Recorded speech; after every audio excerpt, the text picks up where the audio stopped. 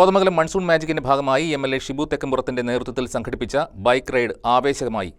Hang out riders club അംഗങ്ങൾ ഉൾപ്പെടെ 100ഓളം റൈഡർമാർ റൈഡിൽ അണിനിരന്നു. കോതമംഗലത്തു നിന്നുമാണ് ബൈക്ക് റൈഡ് ആരംഭിച്ചത്. Deputy commissioner of customs Roy Varghese bike ride flag off ചെയ്തു.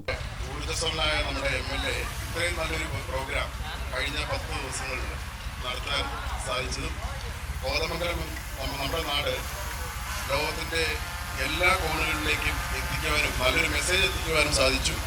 വളരെ സന്തോഷം. എം.എൽ.എ. ഷിബു തെക്കുംപുറവും റൈഡിൽ പങ്കുചേർന്നു. പ്രിയപ്പെട്ട എല്ലാവരുടെയും വലിയ പിന്തുണയോടുകൂടി കഴിഞ്ഞ 9 ദിവസമായി സമാനതകളില്ലാത്ത വലിയ മുന്നേറ്റം ഈ മൺസൂൺ ഫെസ്റ്റിവലിൽ നമുക്ക് നടത്താനായിട്ട് കഴിഞ്ഞിട്ടുണ്ട്.